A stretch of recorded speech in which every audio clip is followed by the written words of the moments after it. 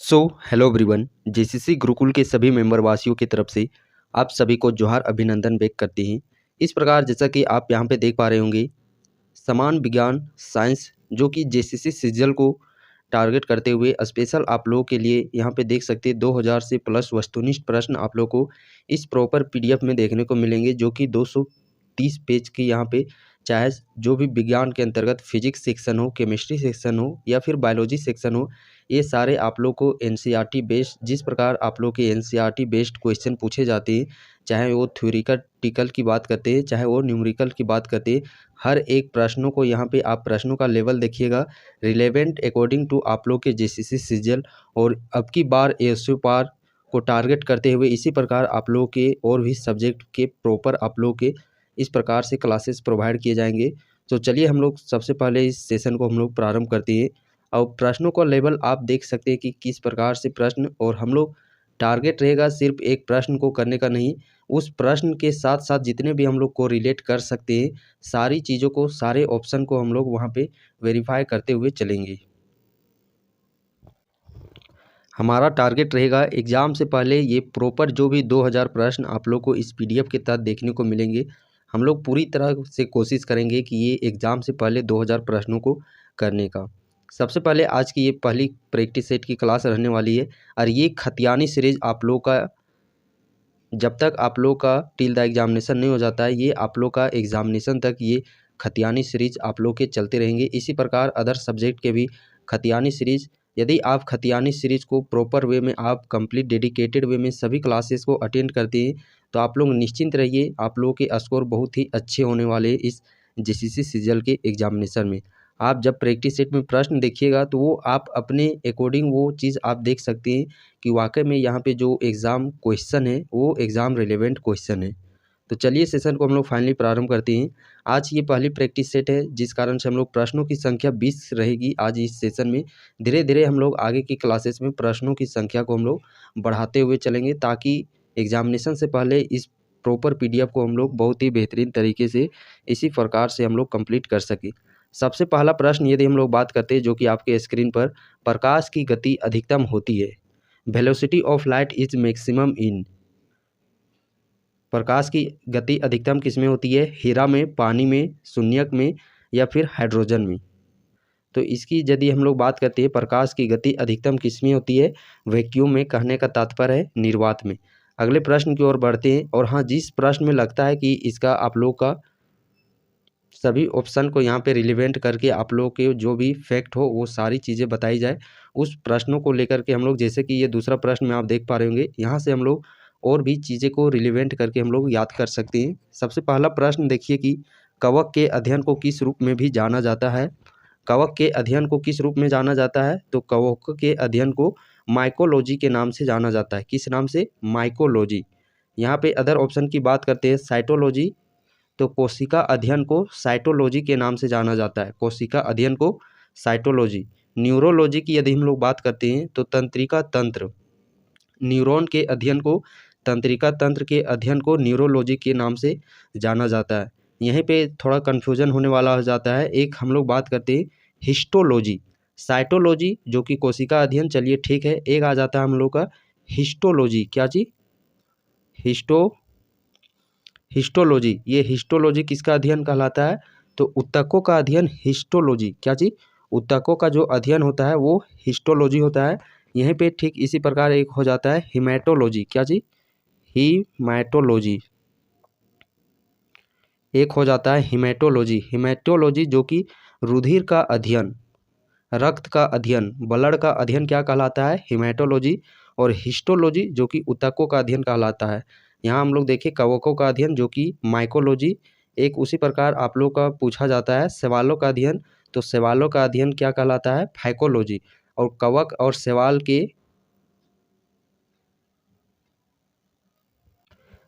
और शैवाल के बीच की कड़ी को लाइकेन के नाम से जाना जाता है। चलिए अगले प्रश्न की ओर हम लोग बढ़ते हैं। अगला प्रश्न है, निम्नलिखित में से क्या सबसे कठोर होता है? निम्नलिखित में से क्या सबसे कठोर होता है? तो यहाँ पे यदि हम लोग ऑप्शन की बात करते हैं, हीरा, कांच, क्वार्ट्ज, प्लेटिनम, तो इनमें से सबसे कठोर की बात करते हैं तो इनमें से सबसे कठोर क्या होता है? हीरा। हीरा का कहने का तात्पर्य होता है AU। क्या चीज? AU। और हीरा का जो अपवर्तनांक होता है वो सबसे अधिक होता है कितना, 2.42। अगले प्रश्न की ओर बढ़ते हैं। फोर्थ प्रश्न है, केकड़े किस फाइलम से संबंधित रखते हैं। जो केकड़े होते हैं ये केकड़े किस फाइलम से संबंधित रखते हैं। ऑप्शन है मोलस्का, निडारिया, आर्थ्रोपोडा, प्लेटीहेल्मिन्थेस। तो यहाँ पे यदि हम लोग बात करते हैं केकड़ा की, केकड़ा किस फाइलम से संबंधित रखता है। केकड़ा है ये आर्थ्रोपोडा समूह से संबंधित रखता है। किससे, आर्थ्रोपोडा फाइलम से। और आर्थ्रोपोडा की यदि हम लोग विशेषता की बात करते हैं तो ये जंतु जगत का सबसे बड़ा समूह है। जंतु जगत का सबसे बड़ा समूह कौन सा है, आर्थ्रोपोडा। और इसके अंतर्गत जितने भी जीवधारी आते हैं वो उभयचर होते हैं, यानी कि ये पानी में भी रह सकते हैं और ये ज़मीन में भी ये चल बूल सकते हैं। और इसके अंतर्गत जितने भी कीड़े मकोड़े आते हैं जिनके 6 पैर होते हैं, जैसे कि तेलचट्टा हो गया, खटमल हो गया, मक्खी हो गया, मच्छर हो गया, ये सारे इसी आर्थ्रोपोडा के अंतर्गत आते हैं, जो कि जंतु जगत का सबसे बड़ा समूह है। जंतु जगत का सबसे बड़ा समूह जो कि आर्थ्रोपोडा है। और दूसरे नंबर में सबसे बड़ा बात करते हैं तो दूसरे नंबर में सबसे बड़ा है मोलस्का। क्या चीज़, मोलस्का। और इसके अंतर्गत सॉफ्ट शरीर वाले मोलस्का, नाम से ही आप लोग को लग रहा है कि इसमें थोड़ा रुई जैसा मुलायम जैसा है। मोलस्का मुलायम, जिसका शरीर मुलायम होता है और जिसका जो बाहरी आवरण है वो कैल्शियम कार्बोनेट का बना होता है। तो वो चीज़ आप इमेजिन कर सकते हैं, जैसे कि हो गया घोंघा, सीपी, ऑक्टोपस। इसका जब कवर आप देखिएगा तो कवर कैल्शियम कार्बोनेट का जो बाहरी परत होता है वो कैल्शियम कार्बोनेट का होता है। और अंदर का जो इसके जीवधारी होते हैं वो सॉफ्ट शरीर के होते हैं, मुलायम शरीर के। तो ये सारे मोलस्का के अंतर्गत आ जाते हैं, मोलस्का समूह के अंतर्गत आ जाते हैं। यहाँ पे यदि हम लोग बात करते हैं निडारिया की, किसकी, निडारिया की, तो निडारिया के अंतर्गत कौन कौन से जीव आ जाते हैं, जैसे कि इसके अंतर्गत आते हैं हाइड्रा, मूंगा, ये सब आ जाते हैं आप लोगों के निडारिया के अंतर्गत में। चलिए अब हम लोग आगे प्रश्न की ओर बढ़ते हैं, जो कि 5th प्रश्न है। एक सुपर कंडक्टर द्वारा प्राप्त उच्चतम तापमान कितना है। एक सुपर कंडक्टर द्वारा उच्चतम तापमान कितना है। तो इस प्रश्न का राइट आंसर हो जाएगा 138 के, कितना, 138 केल्विन। अगले प्रश्न की ओर बढ़ते हैं। प्रश्न है, किस तापमान पर पानी का घनत्व अधिकतम होता है। किस तापमान पर पानी का घनत्व अधिकतम होता है। तो पानी का डेंसिटी यदि हम लोग बात करते हैं, जो कि 4 डिग्री सेल्सियस, 4 डिग्री सेल्सियस पर पानी का घनत्व सर्वाधिक होता है। और इस टेम्परेचर से चैप्टर से भी काफ़ी सारे आप लोगों को याद करने, चलिए हम लोग 1 to 1 बैक टू बैक याद करते हैं। सबसे पहला प्रश्न आप लोगों के पूछा जाता है कि तापमान अधिकतम, ये 4 डिग्री सेल्सियस पर तो तापमान जो डेंसिटी होता है वो तो अधिकतम होता है, बट इसी के अंदर अपोजिट में यदि हम लोग बात करते हैं आयतन की, किसके, वॉल्यूम की यदि हम लोग बात करते हैं, वॉल्यूम का, जो कि वॉल्यूम सबसे कम होता है। डेंसिटी का यदि हम लोग बात करते हैं तो डेंसिटी का जो आप लोग का ग्राफ बनता है वो ऐसे बनता है। ये हो गया आप लोग का डेंसिटी। यहाँ पे आप मान लीजिए 2 डिग्री सेल्सियस, यहाँ पे 4 डिग्री सेल्सियस, या यहाँ पे 10 डिग्री सेल्सियस। और ये आप लोग मैप याद कर लीजिएगा, ग्राफ, चूँकि इस ग्राफ से आप लोग को बहुत सारे प्रश्न पूछे जाएंगे। दूसरे रूप में प्रश्न इस प्रकार पूछा जाता है, 4 डिग्री से 10 डिग्री सेल्सियस पर प्रश्न ऐसे पूछा जाता है कि 2 डिग्री सेल्सियस से 10 डिग्री सेल्सियस पर पानी के घनत्व में क्या परिवर्तन देखने को मिलता है। तो सबसे पहले जो घनत्व है वो बढ़ता है 2 से 4 डिग्री, यानी कि 4 डिग्री सेल्सियस तक, 0 से जाए चाहे 1 से जाए चाहे 2 से जाए, 4 डिग्री सेल्सियस तक जाने समय इसका जो घनत्व है, घनत्व में बढ़ोतरी होता है। और जैसे 4 डिग्री सेल्सियस को वो क्रॉस कर लेता है और वो आगे जो अगला डिग्री सेल्सियस है 5, 6, 7, 8, 9, 10, 11, 12 इस तरह बढ़ते जाता है, तो उसका जो घनत्व है धीरे धीरे घटता चला जाता है। ये हो गया आप लोग का डेंसिटी का ग्राफ। और वॉल्यूम का ग्राफ यदि हम लोग बात करते हैं तो वॉल्यूम का ग्राफ ये हो जाता है। यहाँ पे 2 डिग्री सेल्सियस लीजिए, यहाँ पे 4 डिग्री सेल्सियस और यहाँ पे 10 डिग्री सेल्सियस। देखिए यदि आयतन बोलेगा तो डेंसिटी का अपोजिट ही आप लोग का आयतन, इसका आप फॉर्मूला भी जानते होंगे, density is equal to mass बटा वॉल्यूम। तो यहाँ पे देख सकते हैं जो डेंसिटी है वो इन्वर्सली प्रोपोर्शनल है किसके, वॉल्यूम के। यदि घनत्व बढ़ेगा तो जाहिर सी बात है इसका आयतन है जो कि वो घटेगा, यदि इसका घनत्व घटेगा तो आयतन बढ़ेगा। तो ये ग्राफ आप लोग याद कर लीजिएगा, ये डेंसिटी का ग्राफ हो गया और ये वॉल्यूम का ग्राफ हो गया। यदि 4 डिग्री सेल्सियस पर पानी का घनत्व देखिए सबसे अधिकतम टॉप पोजीशन पे है, पूरा पीक में है। वहीं यदि हम लोग 4 डिग्री सेल्सियस पर वॉल्यूम की यदि हम लोग बात करते हैं, आयतन की, जो कि देख सकते हैं सबसे यहाँ पे लोवेस्ट पर है, यानी कि 4 डिग्री सेल्सियस पर पानी का घनत्व सर्वाधिक तो आयतन न्यूनतम होता है 4 डिग्री सेल्सियस पर। आई होप सो कि ये सारी चीज़ें आप लोगों को समझ में आ रही होगी। और टेम्परेचर से रिलेटेड का याद करने हम लोग को कि एक प्रश्न पूछा जाता है जो कि काफ़ी प्रचलित प्रश्न है कि कितना डिग्री सेल्सियस और फ़ारेनहाइट दोनों बराबर होते हैं। तो यहाँ पे यदि हम लोग बात करते हैं -40 डिग्री सेल्सियस, कितना -40 डिग्री सेल्सियस और -40 डिग्री फ़ारेनहाइट। तो -40 डिग्री सेल्सियस और -40 डिग्री फ़ारेनहाइट इस पर तापमान है जो कि फ़ारेनहाइट और सेल्सियस में ये दोनों पैमाने पर इनके मान बराबर होते हैं। कई बार आप लोगों से प्रश्न में ये पूछा जाता है अलग अलग पैमाने पर जो मनुष्य है इसका समान तापमान कितना होता है। डिग्री सेल्सियस में हम लोग बात करते हैं तो 37 डिग्री सेल्सियस। जब केल्विन की बात आ जाती है तो 310 केल्विन, और यहीं पे यदि हम लोग फ़ारेनहाइट की बात करते हैं तो 98.6 फ़ारेनहाइट। ये अलग अलग पैमाने पर डिग्री सेल्सियस में 37 डिग्री सेल्सियस, केल्विन में 310 केल्विन, फ़ारेनहाइट में 98.6 फ़ारेनहाइट ये मनुष्य का समान तापमान होता है। रूम टेम्परेचर कई दफ़ा आप लोगों से पूछे जाते हैं, तो जो रूम टेम्परेचर होता है समान रूम टेम्परेचर वो 25 से 27 डिग्री सेल्सियस के बीच में होता है। तो टेम्परेचर से रिलेटेड इतना कम से कम आप लोगों को जो फैक्ट तौर पर ये इतने सारे आप लोगों को याद होने ही चाहिए। अगले प्रश्न की ओर हम लोग बढ़ते हैं। अगला प्रश्न है झींगा किस जाति से संबंधित है। झींगा किस जाति से संबंधित रखता है, किस फाइलम से, किस समूह से।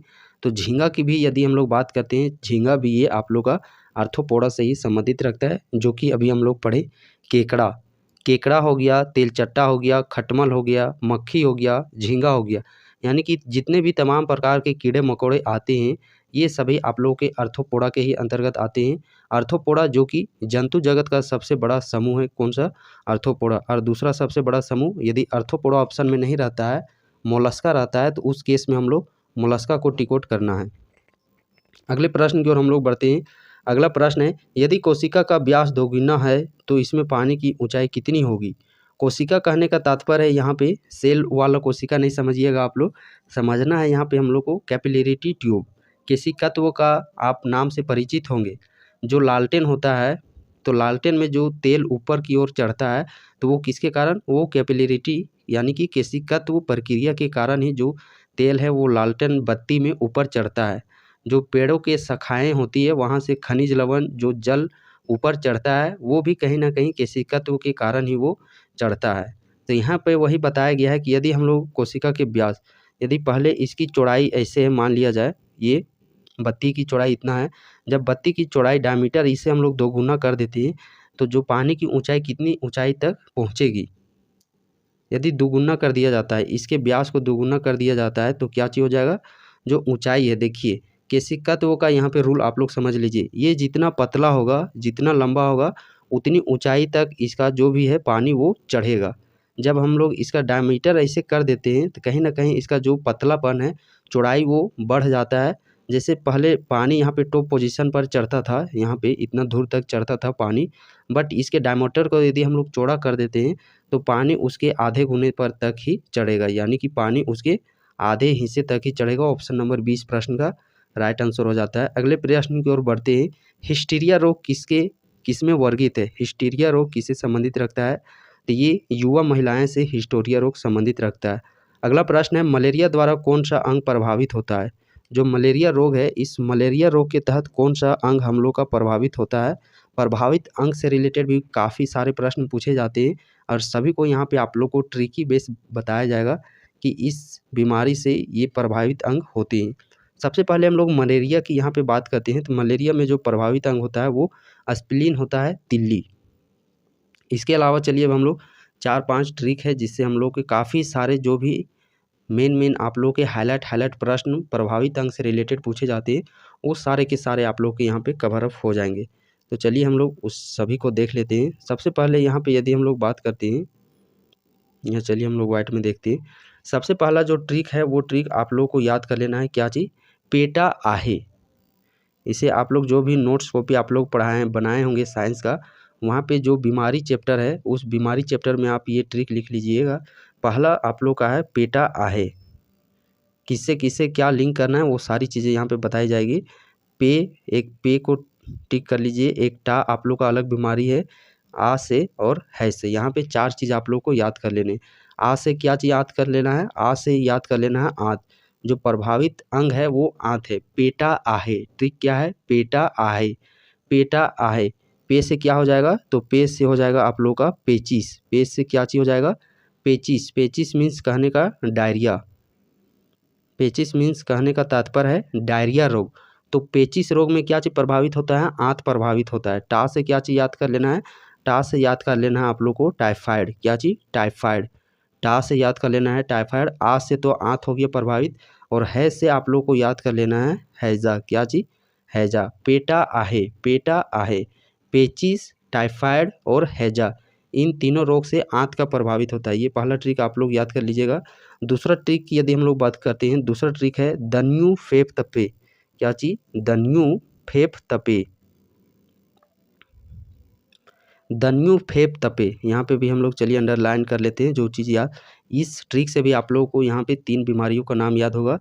दा से क्या चीज़ जो फेमस है? दा से दम्मा, दा से दम्मा। न्यू से क्या हो जाएगा? नी से हो जाएगा निमोनिया, नी से हो जाएगा निमोनिया। और फे से क्या हो जाएगा?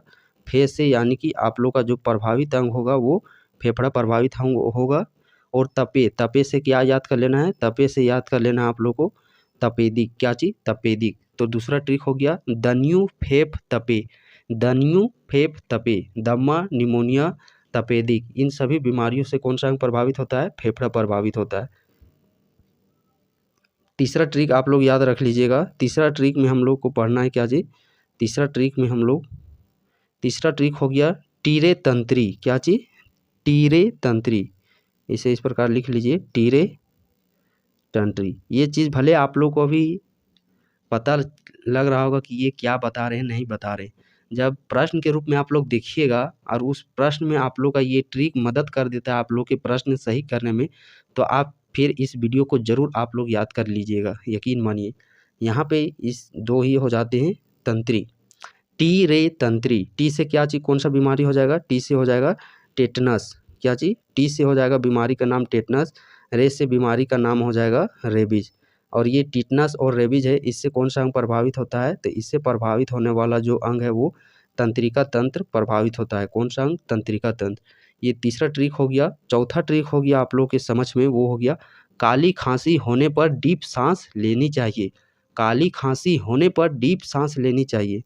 सेंटेंस आप लोग लिख लीजिएगा, काली खांसी, काली खांसी होने पर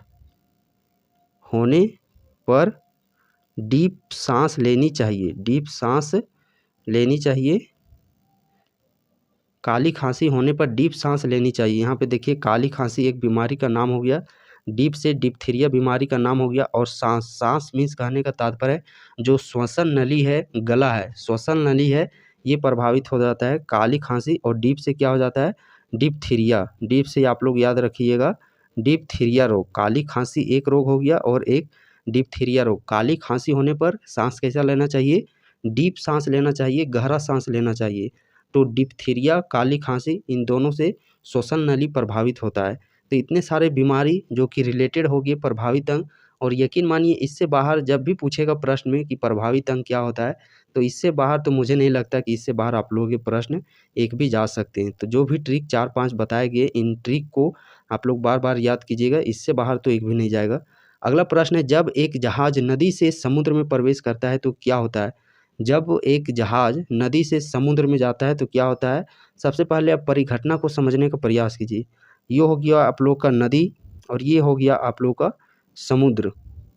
तो इसके पानी में क्या चीज़ अंतर देखने को मिलता है? तो जी यहाँ पे डेंसिटी होता है, और जो समुद्र पानी का डेंसिटी होता है, नदी के पानी की अपेक्षा जो समुद्र का पानी डेंसिटी घनत्व है वो अधिक होता है। और इस घनत्व के अधिक होने के कारण जब जहाज़ इस नदी से इस समुद्र के पानी में जाता है, तो मान लिया जाए ये जो आप लोग का जहाज़ है इस सतह पर तैर रहा है, ये जो नदी है, ये नदी के पानी में मान लीजिए जाए इस सतह पर ये जो नाव है तैर रहा है। बट ये जो समुद्र के पानी में आएगा तो ये जो सतह है, इस सतह में भी तैरना चाहिए, बट इसके घनत्व में बढ़ोतरी होने के कारण, समुद्र के पानी में घनत्व अधिक होने के कारण जो इसका जो थोड़ा ये अधिक ऊंचाई पर जिस सतह पर नदी में तैरता है उससे थोड़ा सा हल्का ऊपर सतह पर ये नाव है जो कि वो समुद्र के पानी में तैरता है। और इसका मुख्य कारण क्या होता है? डेंसिटी का विभिन्नता में अंतर होना। पानी का जो नदी का घनत्व होता है वो कम होता है और समुद्र के पानी का घनत्व थोड़ा अधिक होता है। तो वही चीज़ इस प्रश्न का राइट आंसर क्या चीज़ हो जाएगा? वह थोड़े ऊंचे स्तर पर आ जाता है। जब नदी से समुद्र में जाता है तो हल्का सा ऊंचा स्तर में आ जाता है। अगला प्रश्न है, निम्नलिखित विकिरणों में से किसमें उच्चतम ऊर्जा होती है? दृश्य, एक्सरे, अल्ट्रावायलेट रे या फिर इंफ्रारेड वे। तो इस प्रश्न का यदि हम लोग राइट आंसर की बात करते हैं, इस प्रश्न का जो राइट आंसर हो जाएगा वो एक्सरे हो जाएगा, ऑप्शन नंबर बी। चलिए इसे भी हम लोग यहाँ पे डिफाइन कर लेते हैं कि इससे रिलेटेड क्या चीज़ हम लोग पढ़ सकते हैं, क्योंकि यहाँ से भी इस एक जो अब लोग हम लोग सीक्वेंस पढ़ने वाले हैं, इस सीक्वेंस से भी काफ़ी अच्छे प्रश्न यहाँ से पूछे जाते हैं। सीक्वेंस मीन्स कहने का सबसे पहले आप लोग यहाँ पे लिख लीजिए रेडियो वेव। कौन सा वेव? Radio wave.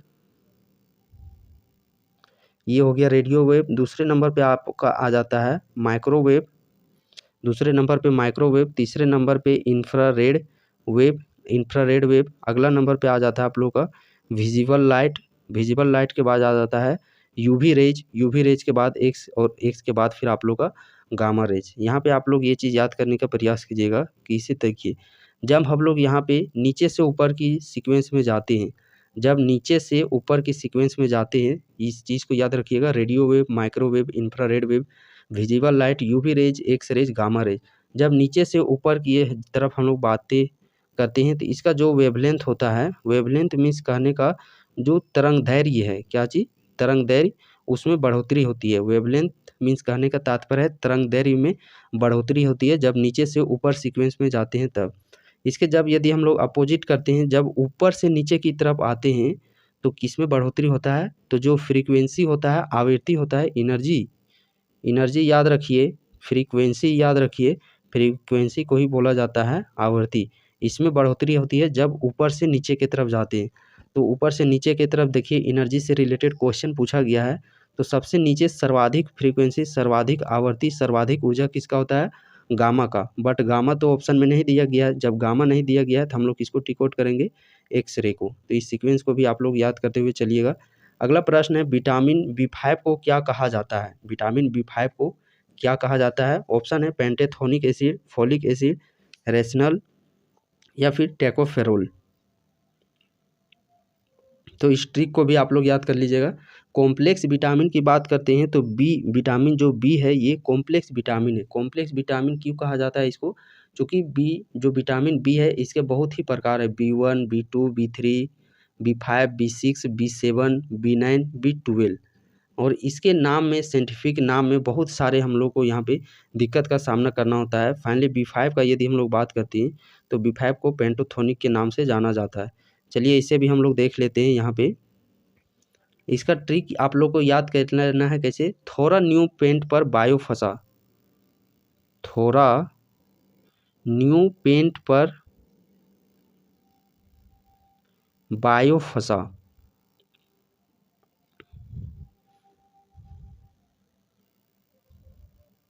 बायो फंसा और ये याद रखिएगा B1 हो जाता है, 2 हो जाता है, 3 हो जाता है, 5, 6, 7 और अंतिम में आ जाता है एक 9 और एक 12। इसी सीक्वेंस में आप लोग को पहले B1 को बात करते हैं तो B1 को किस नाम से जाना जाता है? B1 को थायमिन के नाम से जाना जाता है। थोड़ा न्यू पेंट पर बायो फंसा, इस ट्रिक को याद कीजिएगा। थो से B1 हो जाता है थायमिन, रा से राइबोफ्लाविन जो कि B2 का नाम साइंटिफिक नाम से जाना जाता है। न्यू से यदि बात करते हैं हम लोग तो नियासिन जो कि विटामिन 3 को कहा जाता है। पेंट, पेंट कहने का तात्पर्य है पेंटेथोनिक जो कि अभी हम लोगों ने देखा B5 हो जाता है। पायरोडॉक्सिन जो कि विटामिन 6 को जाना जाता है। बायोसिन से विटामिन 7 को जाना जाता है। फोलिक एसिड से विटामिन 9 को जाना जाता है और साइनोकोलब्ला को विटामिन 12, साइनोकोलब्ला को विटामिन 12 को साइनोकोलब्ला के नाम से जाना जाता है। थोड़ा न्यू पेंट पर बायो फंसा 1, 2, 3, 5, 6, 7, 9 और 12। इस चीज़ को आप लोग याद रखिएगा। शून्यक में प्रकाश की गति लगभग होती है, निर्वात में प्रकाश का चाल कितना होता है? निर्वात में जो प्रकाश का चाल है 3 × 10⁸ मीटर पर सेकेंड, जो कि ऑप्शन नंबर बी में हम लोग को देखने को मिल रहा है। अगले प्रश्न की ओर बढ़ते हैं। माइक्रोबायोलॉजी का पिता किसे कहा जाता है? तो यहाँ पे ऑप्शन देख पा रहे होंगे Robert Hooke, Antony Phillips, van Leeuwenhoek. तो यहाँ पे जो ऑप्शन नंबर बी है लीवेनहॉक इस प्रश्न का राइट आंसर हो जाएगा। रॉबर्ट हुक आप लोग परिचित होंगे। रॉबर्ट हुक की यदि हम लोग बात करते हैं तो मृत कोशिका के जनक किसको कहा जाता है? रॉबर्ट हुक को। कार्ल लिनियस से भी परिचित होंगे आप लोग। कार्ल लिनियस किससे? कार्ल लिनियस की यदि हम लोग बात करते हैं यहाँ पे तो कार्ल लिनियस का क्या हो जाता है? आधुनिक वर्गीकरण का पिता किसे कहा जाता है? कार्ल लिनियस को। विटामिन डी का स्रोत क्या है? विटामिन डी का स्रोत क्या है? नींबू, सूर्य की किरणें, संतरा, काजू। तो विटामिन डी का स्रोत है सूर्य की किरणें। विटामिन सी का स्रोत है नींबू और संतरा। अगला प्रश्न है विटामिन B9 को किस नाम से भी जाना जाता है? देखिए अभी जस्ट हम लोगों ने पढ़ा, यदि आप लोग ध्यान से देखे होंगे तो आई होप सो कि आप लोग उसी का आंसर कर सकते हैं यहाँ पे बहुत ही आसानी पूर्वक। B9 अंतिम में क्या चीज देखे थे हम लोग? बायोफसा, फा से फोलिक एसिड, सा से साइनोकोलबला। तो जो फोलिक एसिड है ये फोलिक एसिड को ही B9 के नाम से जाना जाता है। B9 को फोलिक एसिड के नाम से जाना जाता है। थोड़ा न्यू पेंट पर बायोफसा। अगला प्रश्न है रासायनिक यौगिक कैल्सीफेरोल का आम नाम क्या है? कैल्सीफेरोल देखिए, और जो हम लोग इसे सीक्वेंस में याद कर लेते हैं ABCDEK, इसका भी ट्रिक आप लोग याद कर लीजिएगा। यहाँ पे कैल्सीफेरोल की बात करते हैं तो कैल्सीफेरोल जो कि विटामिन डी को जाना जाता है, इसे भी चलिए हम लोग एक ट्रिक बेस पर याद कर लेते हैं। ये ट्रिक क्या होता है? रथ एक टॉफी है, रथ एक टॉफी है, रथ एक टॉफी है, रथ एक टॉफी है। इसे याद कर लेना है ABCDE और के। तो रा से क्या हो जाता है? रेटिनोल जो कि विटामिन ए को जाना जाता है। थायमिन जो कि विटामिन बी को जाना जाता है। एक से अस्कर्विक जो कि विटामिन सी को जाना जाता है। टैकोफिरोल, टैकोफिरोल यदि हम लोग बात करते हैं यहाँ पे, सॉरी पहले का से कैल्सीफिरोल, कैल्सीफिरोल जो कि विटामिन डी को जाना जाता है। टा से टैकोफिरोल जो कि विटामिन ई को जाना जाता है। फी कहने का तात्पर्य है फिलोक्विनाइन जो कि विटामिन के को जाना जाता है। रथ एक टॉफी है, रेटिनोल, थायमिन, अस्कर्बिक, कैल्सीफेरोल, टैकोफिरोल और फिलोक्विनाइन, ABC और DEK। अगला प्रश्न है अमीबा किस फाइलम से संबंधित रखता है? तो अमीबा की यदि हम लोग बात करते हैं तो अमीबा ये प्रोटोजोआ से संबंधित रखता है। किससे? प्रोटोजोआ से। सबसे बड़ा कौन सा होता है? आर्थ्रोपोडा, उसके बाद मोलस्का। अगला प्रश्न है जो कि हम लोग का इस सेशन का अंतिम प्रश्न है, निम्न में से कौन सा सही मेल नहीं खाता है? कौन सा सही मेल नहीं खाता है?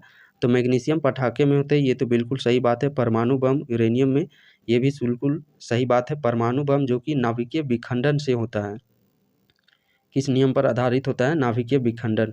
और हाइड्रोजन बम जो कि नाभिकीय संलयन पर आधारित है। यहाँ पे देखिए कौन सा विकल्प गलत करने की बात कही है? जस्ता जो कि गैल्वेनाइजेशन में होता है, ये बिल्कुल सही बात है। चांदी क्या बिजली? नहीं, चांदी नहीं होता है। यहाँ पे हम लोग का हो जाता है कॉपर, मीन्स कहने का तात्पर्य है तांबा।